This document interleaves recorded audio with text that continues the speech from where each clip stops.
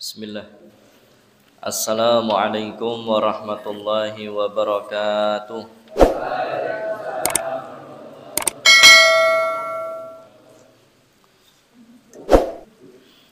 Alhamdulillahi rabbil alamin.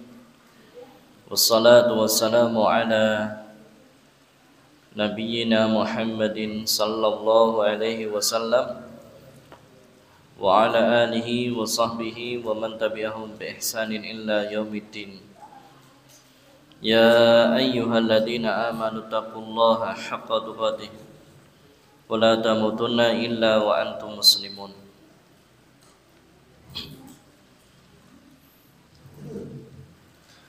Jamaah yang dirahmati Allah Subhanahu wa taala, alhamdulillahi rabbil alamin.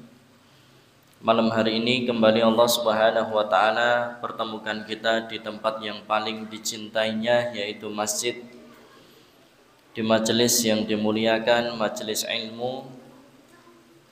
Dan alhamdulillah pada malam hari ini kita dimudahkan Allah, diberikan keistiqomahan untuk kemudian bisa melaksanakan puasa sunnah, kemudian salat maghrib berjamaah. Dan alhamdulillah pada hari ini kita melaksanakan iftar jama'i, berbuka puasa sunnah bersama.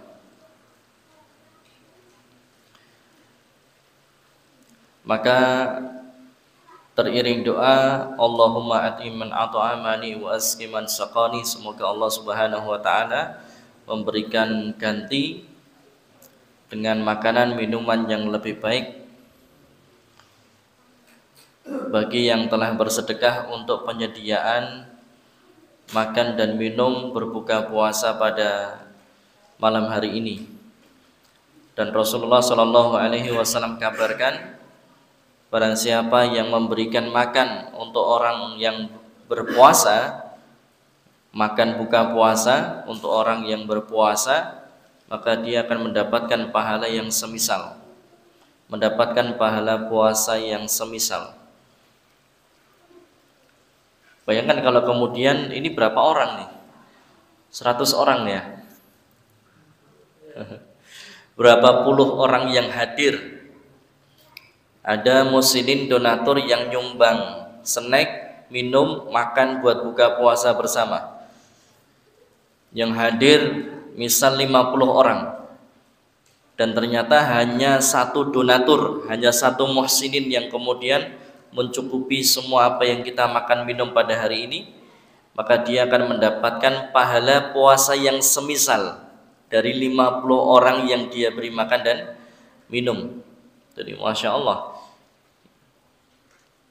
Ini jamaah yang dirahmati Allah Subhanahu wa taala, di antara cara melipat gandakan pahala, yaitu dengan apa? Mensubsidi ibadah orang lain. Nah ini ya, mensubsidi ibadah orang lain. Dia membiayai ibadah orang lain, termasuk diantaranya adalah berbuka puasa, yang sehingga kemudian mereka mendapatkan pahala puasa yang semisal tanpa mengurangi pahala orang yang berpuasa tersebut. Salam dan salawat senantiasa tercurah limpahkan atas Nabiullah Muhammad sallallahu alaihi wasallam. Jamaah yang dirahmati Allah Subhanahu wa taala, pada malam hari ini kami akan menyampaikan ringkas singkat pembahasan tentang bagaimana menjaga buah hati, bagaimana menjaga keturunan, bagaimana menjaga putra-putri kita, bagaimana menjaga cucu-cucu kita dari kejahatan syaitan. Yang pertama, kenapa ini menjadi penting kita bahas? Sebab kita yang muda-muda, bapak-bapak, ibu-ibu, mungkin ada yang sudah menjadi mbah, itu bisa melaksanakan bisa mengerjakan, bisa mengamalkan amalan-amalan dalam rangka untuk melindungi diri dari gangguan syaitan. Kita bisa sholat, kita bisa zikir pagi petang, kita bisa baca Quran, kita bisa wudhu, ya. Tetapi bagaimana dengan anak-anak? Apalagi anak-anak yang di bawah 5 tahun, apalagi anak-anak yang masih bayi. Mereka belum bisa baca Quran, mereka belum bisa berzikir, mereka belum bisa berwudu. Jangankan itu, mereka bicara saja belum bisa, kan itu ya. Atau bagi yang nyun pangapunten, ada difabel atau mungkin karena sakit apa, dia tidak bisa berbicara dengan lancar, ada gangguan dalam lisannya, ada gangguan, ada sakit yang sehingga kemudian dia tidak bisa berbicara dengan lancar. Yang menjadi pertanyaan, ketika kondisi anak-anak yang seperti itu, lantas siapa yang kemudian menjaganya atau melindunginya? Allah Subhanahu wa ta'ala pasti. Tetapi perlindungan Allah ada sebabnya. Allah melindungi kita karena kita sholat. Allah melindungi kita karena kita wudhu. Allah melindungi kita karena kita punya zikir. Sudah zikir pagi sore. Ya. Tapi dengan anak-anak yang masih bayi atau masih kecil, yang mereka belum bisa bicara, belum bisa melakukan sholat sebagaimana sholatnya kita, baca Quran sebagaimana bacaan Quran kita, zikir sebagaimana zikir kita, lantas siapa yang akan melindungi? Siapa yang akan menjadi penjaganya dari kejahatan syaitan yang terkutuk? Kalau melindungi dari kejahatan yang kasat mata, kalau menjaga dari kejahatan yang kita bisa ngelihat, mungkin orang tuanya mampu dia. Kelihatan soalnya dari binatang berbisa atau dari gangguan temennya. Tapi yang jadi masalah, syaitan ini tak kasat mata. Nah, jamaah yang dirahmati Allah Subhanahu wa ta'ala, contohnya pun bagaimana? Ketika bapak-bapak, ibu-ibu, terus kita semuanya ini tidur. Alhamdulillah, kita ambil air wudhu, kemudian kita tengadahkan tangan, terus kita tiup, kemudian kita berdoa, Al-Fatihah, ayat kursi, trikul, ya, Al-Falaq, Al-Ikhlas, Al-Falaq, An-Nas, kemudian kita baca doa mau tidur, Bismika Allahumma amut wa ahya, atau Bismika Allahumma ahya wa bismika amut. Kemudian apa? Kita usapkan ke tubuh kita. Kenapa? Kita bisa melakukan itu. Lantas anak yang masih bayi tadi bagaimana? Anak yang bawah 5 tahun tadi bagaimana? Nah, pada kenyataannya tidak sedikit orang tua yang dia ingat berdoa untuk diri sendiri ketika mau tidur, tapi lupa mendoakan untuk anaknya. Terutama anaknya yang masih bayi, ya tidur-tidur aja. Yang sehingga anak yang masih bayi atau bawah 5 tahun ini menjadi sasaran empuknya kejahatan syaitan, Pak. Maka dia nanti akan sering rewelnya, akan sering sakitnya, akan tiba-tiba lemes, kemudian ada gangguan-gangguan autis dan sebagainya.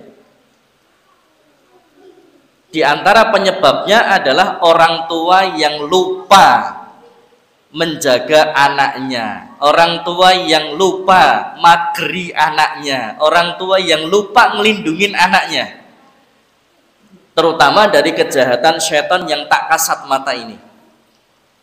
Padahal apa Allah perintahkan di surah At-Tahrim ayat ke-6? Qu anfusakum wa ahlikum nar. Jaga dirimu dan keluargamu dari api neraka. Siapa yang bertugas untuk kemudian membawa kita ini masuk ke dalam neraka yang menyala-nyala? Syaitan. Inna syaitana lakum aduwan fattakhiduhu aduwan. Di surah apa? Di surah Fatir ayat ke? Di surah Fatir ayat ke-6. Iya. Inna syaitana lakum aduwan fattakhiduhu aduwan innama yad'u hisbahu liyakunu min ashabis sa'ir. Yang sehingga apa?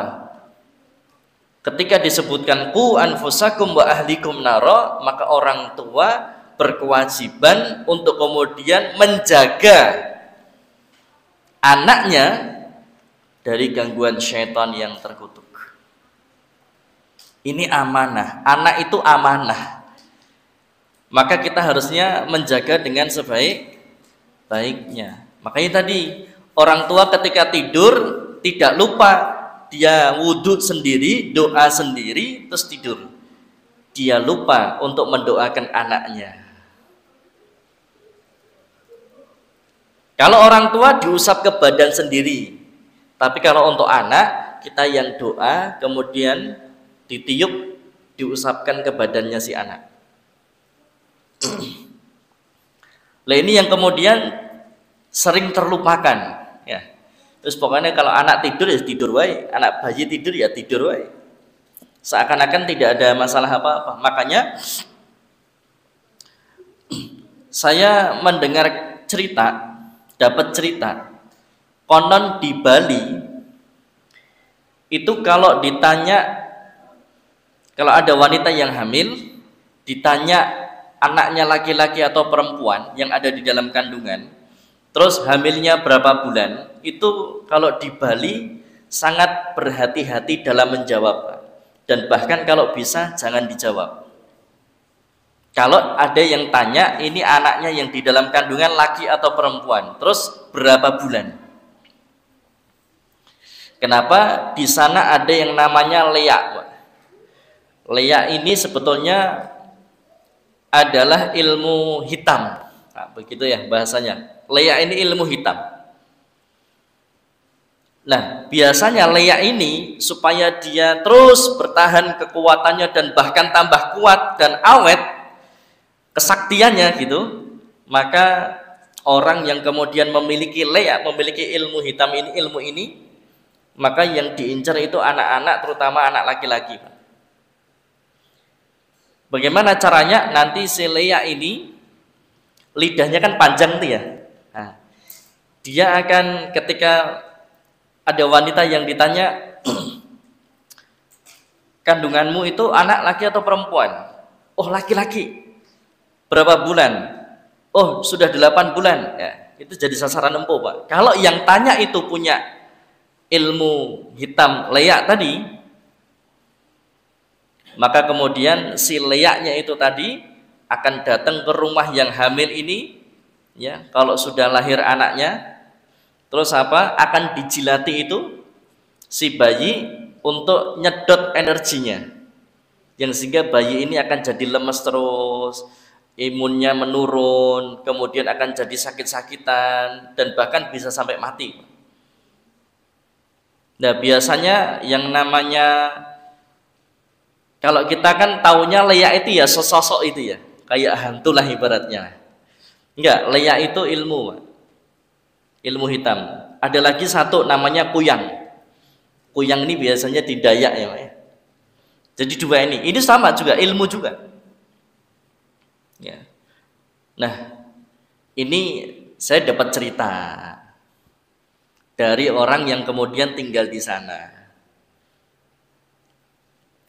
Jadi ternyata bayi ini atau anak bawah 5 tahun ini menjadi sasaran empuknya syaitan. Kenapa? Karena memang orang tua luput, lalai dalam menjaga atau mendoakan anaknya ini, yang sehingga ini menjadi sasaran empuknya mereka para syaitan. Dan ini merupakan ikrar atau janjinya iblis di dalam surah Al-Isra ayat ke-62. Qala ara'aitaka hadzal ladzi karramta 'alayya la in akhartani ila yaumil qiyamah la ahtanikanna dzurriyyatahu illa qalila. Ini janjinya iblis, Pak.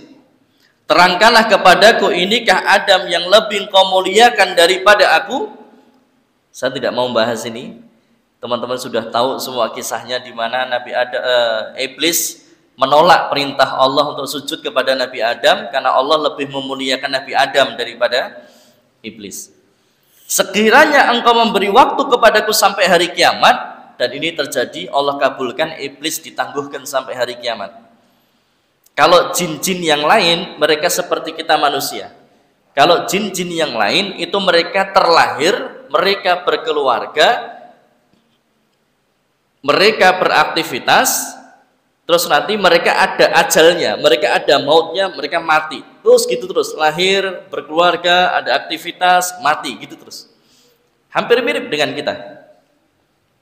Tapi kalau iblisnya sejak dari Nabi Adam sampai hari kiamat sama. Iblisnya ya satu itu, sejak dari Nabi Adam sampai hari kiamat, yang sehingga jam terbangnya tinggi, track recordnya jelas, sudah menyesatkan berapa banyak orang dengan berbagai macam modelnya, dengan berbagai macam tingkatan keimanannya. Hatta Nabi Adam alaihissalam bisa digoda oleh iblis, memakan buah yang diharamkan Allah di dalam surga. Atasnya Nabi Adam loh ya, apalagi kita manusia biasa ini. Nah, jamaah yang dirahmati Allah Subhanahu wa taala, iblis mengatakan pasti kalau engkau tangguhkan aku sampai hari kiamat, iblis mengatakan pasti akan aku sesatkan keturunannya kecuali sebagian kecil. Keturunan itu apa? Penerus kan, anak. Yang dimaksud di sini Bani Adam, keturunannya Nabi Adam alaihissalam. Di sini kan kita keturunan Nabi Adam semua kan? Iya.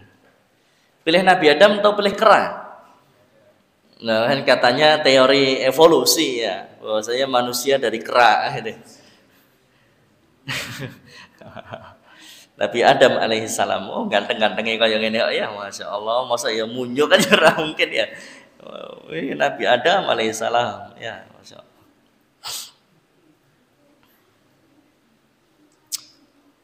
Ini janjinya, ini ikrarnya iblis akan menggoda, akan menyesatkan Bani Adam, keturunan, anak keturunan Adam alaihissalam. Terus kenapa kita penting membahas menjaga buah hati dari kejahatan syaitan? Di dalam teori medis atau kedokteran ada yang namanya Blighted ovum. Blighted ovum ini, Pak, orang yang cetha-cetha hamil, ya, dia lama ndak haid, kemudian dites positif lah, garis 2. Terus akhirnya seneng kan suami istri, alhamdulillah positif ya. Kemudian nanti dibawa ke dokter, terus cek ke dokter terus nanti ada masanya di USG. Begitu di USG, alhamdulillah ya Pak ya, alhamdulillah ya Bu ya, ini kepalanya ini ya, badannya alhamdulillah posisinya normal kok ya. Terus ini ketika dokter ngelihat di USG, ini kelihatannya laki-laki nanti, ini ada tandanya ini ya. Atau oh ini nanti kelihatannya perempuan, itu seneng Pak, bapak ibunya. Begitu usia 8 bulan, 7, 8 atau 9, tiba-tiba perutnya kempes, dan ketika dibawa ke dokter, dicek pakai USG tadi, sudah tidak ada bayinya, padahal tidak keguguran dan tidak pendarahan. Ada? Ada. Dikenal di dunia kedokteran? Ada. Blighted ovum. Jadi riskan sekali memang. Anak-anak itu riskan sekali. Bayi itu riskan sekali. Ya. Baik dari gangguan yang tampak atau dari gangguan yang tidak tampak. Nah, jamaah yang dirahmati Allah Subhanahu wa taala. Terus yang selanjutnya, Rasulullah Shallallahu alaihi wasallam bersabda, "Ma min mauludin illa takhasyahu syaitan fayastahilu sarikhan min takhsyatis syaitan illa ibna Maryam wa ummuh." Setiap bayi yang lahir kenapa nangis? Setiap bayi yang lahir kenapa mereka menjerit? Bahkan kalau ada bayi yang lahir kok diem aja, itu malah dicaplek. Ben nangis. Ya. Ada bayi yang lahir kok diem aja, wah ini gak normal, ini gak wajar. Wajarnya ya nangis. Ya. Kalau Rasulullah Shallallahu alaihi wasallam sampaikan di hadis ini, setiap bayi yang dilahirkan, kenapa dia menjerit, kenapa dia menangis? Karena syaitan telah menusuknya dengan jari. Ditusuk perutnya dengan jari. Jarinya siapa? Jarinya syaitan. Sebagai apa? Sebagai ikrar permusuhan dan peperangan. Saya akan senantiasa memusuhimu, saya akan senantiasa menyesatkanmu, dan aku akan membuatmu menjadi penghuni neraka. Ini ikrarnya syaitan, anak buahnya iblis, yang sehingga begitu bayi lahir maka langsung ditusuk, yang dengan itulah si bayi tadi merasakan sakit dan menjerit, nangis dia.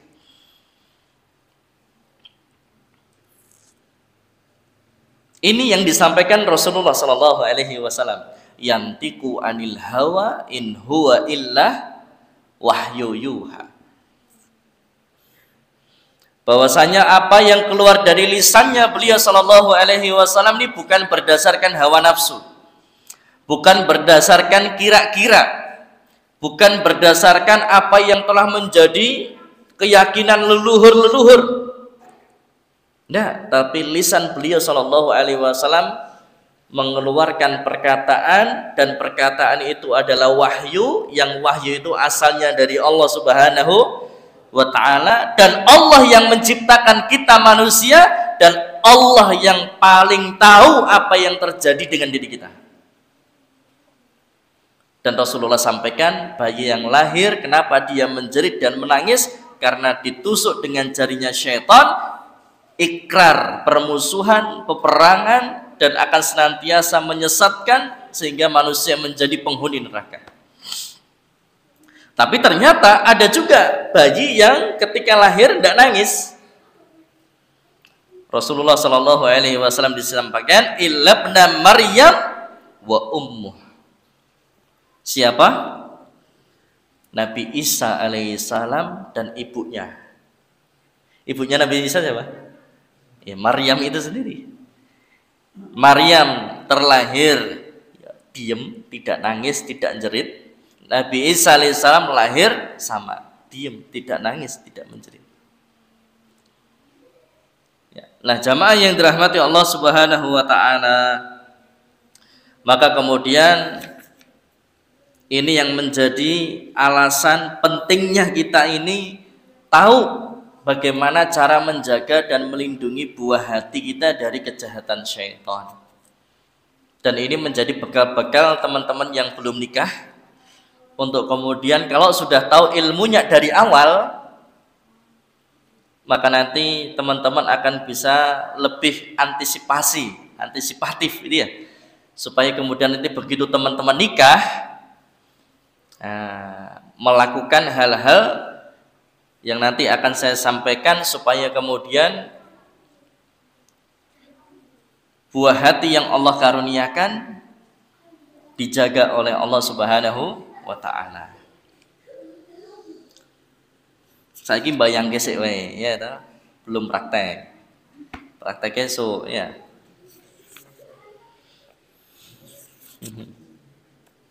Nah, jamaah yang dirahmati Allah Subhanahu wa ta'ala, yang pertama,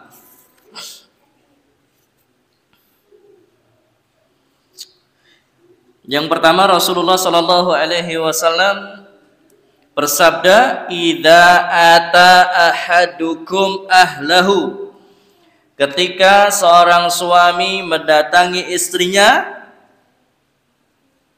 Maksudnya di sini adalah berhubungan suami istri. Maksudnya di sini adalah jima. Maka Rasulullah Shallallahu Alaihi Wasallam memerintahkan untuk jangan lupa berdoa. Doanya apa? Allahumma jannibna syaitan wa jannibis syaitan ma razaqtana. Terus hafal teman-teman. Udah hafal doanya? Udah hafal? Udah hafal belum? Belum? Allahu Akbar. Harus dihafal sebelum nikah loh ya. Nanti kalau kalian menghafalnya setelah nikah wis gak sempet ya. Menghafalnya sebelum nikah. Maka nanti bapak-bapak, ibu-ibu kalau mau nikahkan putrinya, maka nanti calon si laki-lakinya harus panjenengan tes dulu.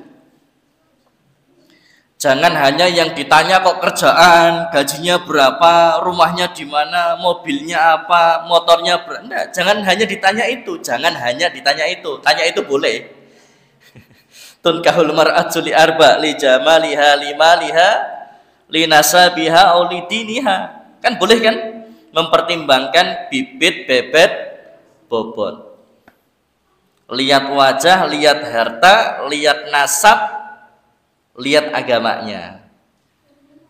Lah kalau ditanya soal pekerjaan, soal mobil, rumah, motor, itu tadi baru lima liha, baru harta. Li jamaliha sudah dilihat dari awal. Kenapa kok kita tertarik? Ya karena Masya Allah ini tampan atau cantik. Berarti apa? Wajah sudah, harta sudah ditanyakan. Yang ketiga nasab, keluarga besarnya bagaimana? Oh ini dari keluarga yang baik-baik, ini keluarganya soleh. Jangan lupa yang terakhir, lidiniha. Gampang tesnya. Apa tesnya? Ayo, rukun Islam apa? Rukun iman apa? Yuk bacakan kepada saya ini calon mertuamu, ya insya Allah kan itu ya, si wali dari si putri yang akan kau nikahi.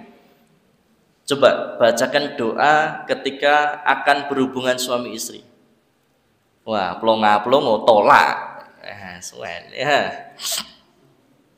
Loh, coba teman-teman silahkan cek TikTok. Berapa banyak remaja yang ditanya berapa rukun Islam dan berapa rukun iman, kualik-walik, Pak. Ya. Dan kalau ditanya, coba sebutkan rukun iman apa saja, tidak bisa jawab.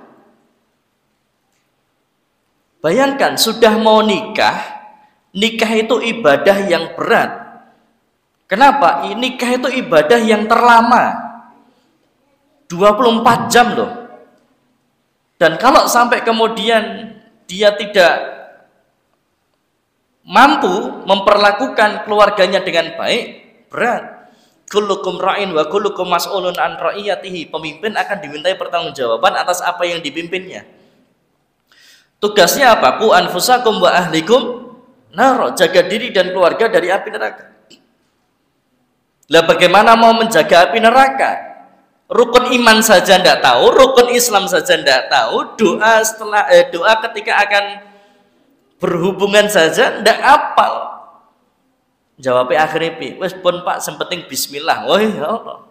Keluarga sepenting bismillah ya. Coba kalau ada kalian mau daftar ke salah satu PT.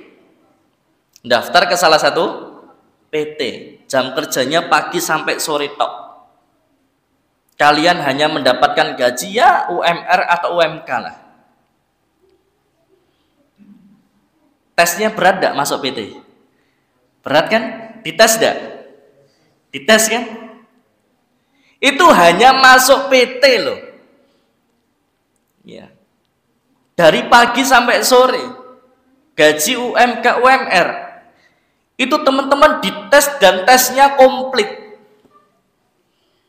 Mulai lamaran, nek ora sarjana gak masuk, ya misal. Di posisi tertentu, teman-teman harus kemudian dites psikologinya, ada tes wawancara, kemudian nanti ada trainingnya dulu. Itu pekerjaan, itu dunia saja. Tesnya berat. Prosesnya panjang. Lah masa untuk cari suami istri ndak perlu tes kan ya lucu. Nyari menantu kok ndak dites kan ya lucu. Padahal lebih berat berkeluarga, lebih berat mengelola keluarga daripada perusahaan. Ini dunia akhirat nih, Masya Allah. Nah, makanya nanti Bapak Ibu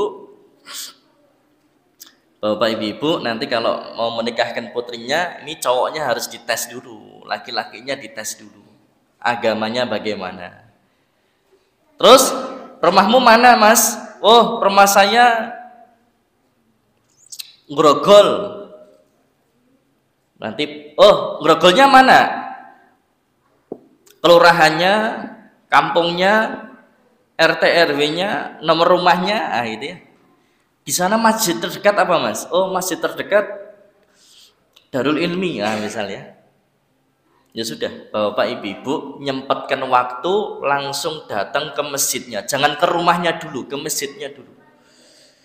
Tanya sama Pak Takmirnya, tanya sama merbotnya, Masnya ini ke masjid atau enggak sholatnya?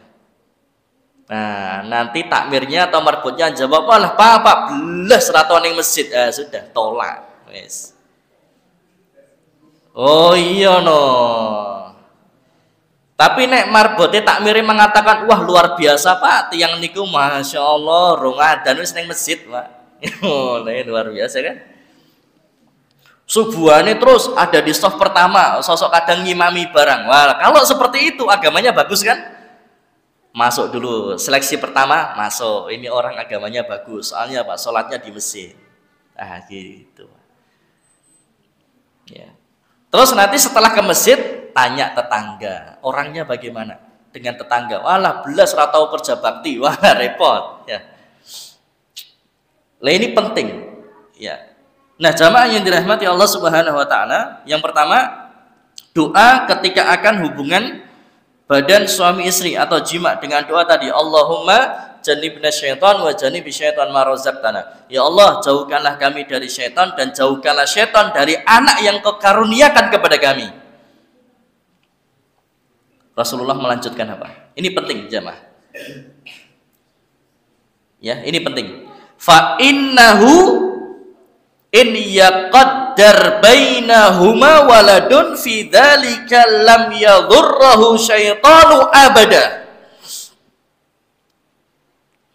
Sungguh siapa yang tadi sebelum berhubungan badan dengan istrinya, terus dia berdoa, Bismillah, Allahumma jannibna syaitan wa jannibi syaitan ma razaqtana. Sungguh apabila ditakdirkan mereka berdua mendapatkan anak dari hubungan dari jima tersebut, syaitan tidak akan bisa membahayakannya abada, selamanya. Artinya dia menjadi anak yang susah digoda atau menjadi anak yang susah terkena kejahatan syaitan. Doakan sebelum hubungan badan, sebelum jima berdoa. Nanti berarti teman-teman kalau mau ujian akhir, itu saya yang suruh bikin soal, hafalan doa, cek satu-satu. Oh iya, kalian mau nikah, habis ini mau ngapain kalau nggak mau nikah? Nunggu Dajjal datang. Oh udah, ya Allah. Ini Yajud Ma'jud ini selak datang, Dajjal selak datang, belum nikah kan? Urip perang rasa kayak penak ya.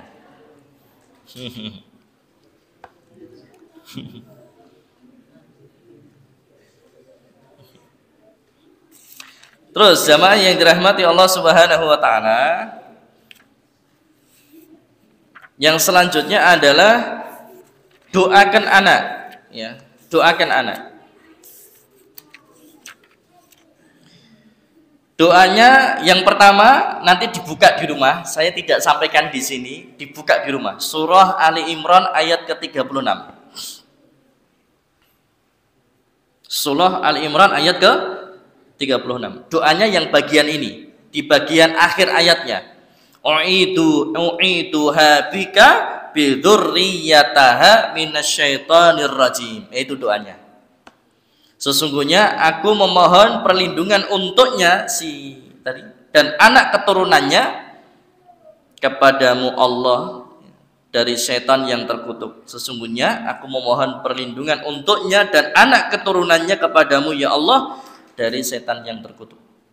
Doanya tadi.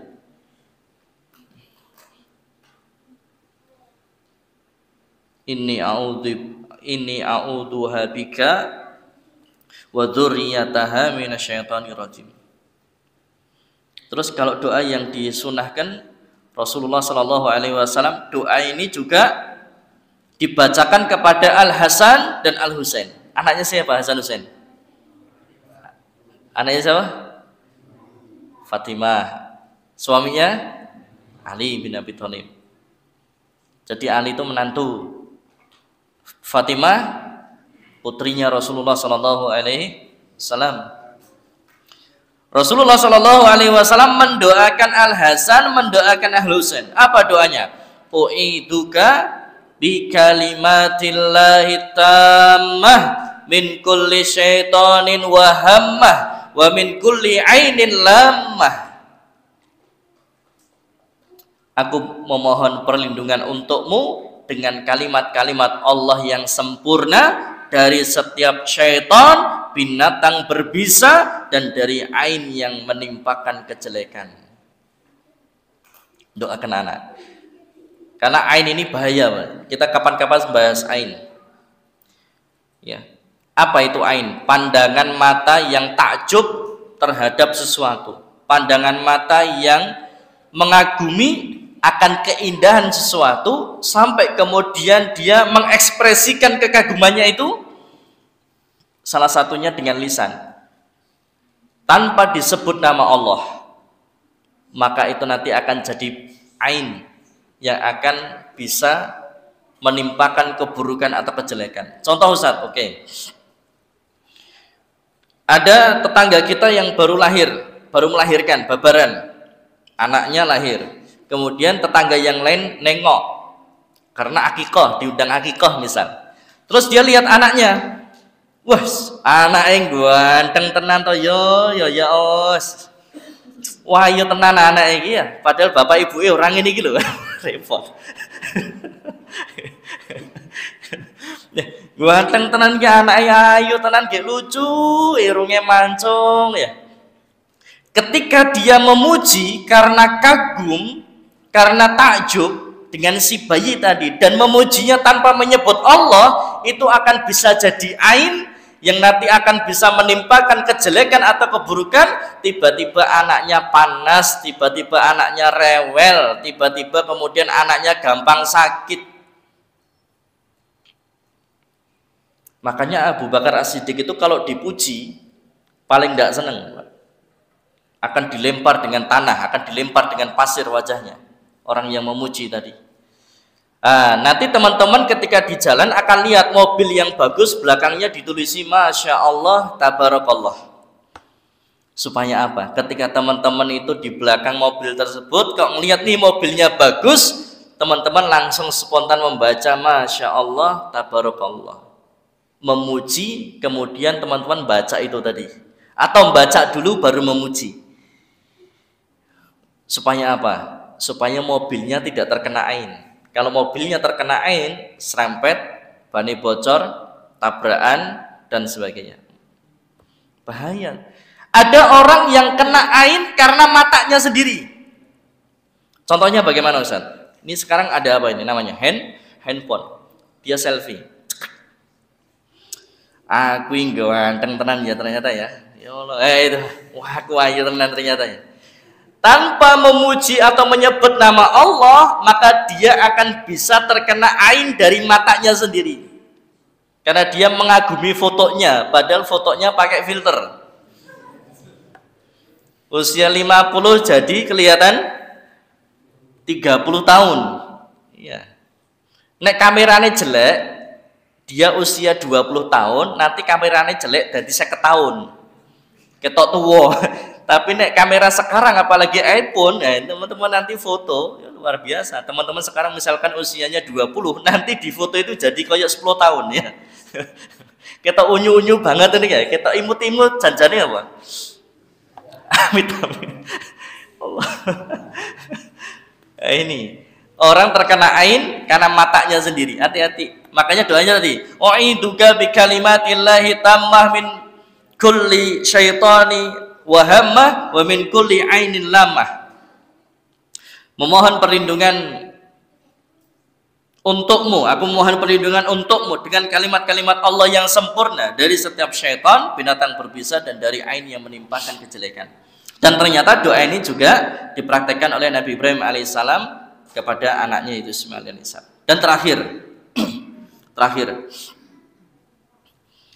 Nabi SAW bersabda dari Jabir radhiyallahu anhu, ya, kufu sibyanakum inda fahmatil isya fa innakum tadruna ma yabutsullahu min khalqih fa aghliqul abwaba wa atfi'us malabiha wa akfi'ul ina'a wa auqi'us siqa'a.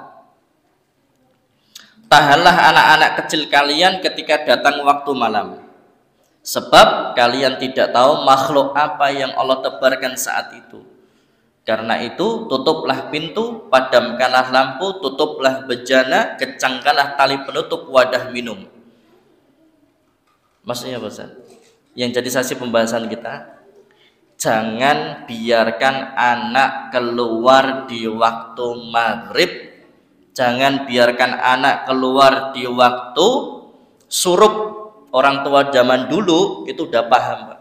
Walaupun gak hafal hadisnya. Orang tua zaman dulu itu kalau sudah waktu datang maghrib, dok, wis surup, mulih, dolanan esok neh.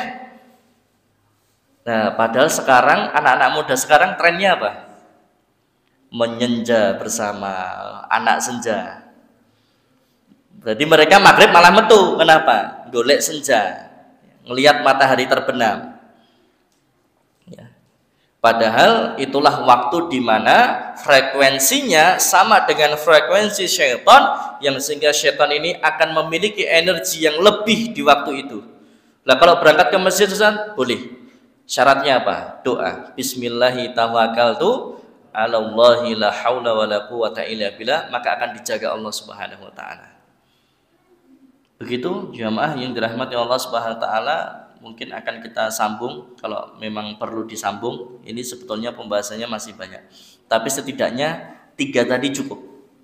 Yang pertama sebelum berhubungan badan berdoa, yang kedua ada 2 doa tadi di surah Ali Imran dan doa dari sunnah hadis, nanti insya Allah akan kita cantumkan di deskripsi sehingga yang lihat bisa nanti menghafalkan doanya di deskripsi. Kemudian yang ketiga, melarang anak untuk tidak keluar di waktu maghrib atau di waktu senja, ya, supaya kemudian terhindar dari gangguan syaitan. Dan kalau keluar ke masjid, ya, doa Bismillahirrahmanirrahim 'alallahi la haula wala quwata illa billah. Kalau naik motor, subhanalladzi sakhkhara lana hada wa ma kunna lahu muqrinin wa inna ila rabbina lamunqalibun. Hafal semuanya kan? Alhamdulillah. Baik, kita tutup dengan hamdalah dan doa kafaratul majelis. Alhamdulillahirabbil alamin. Subhanakallahumma bihamdika asyhadu an la ilaha illa anta astaghfiruka wa atubu ilaik. Assalamualaikum warahmatullahi wabarakatuh.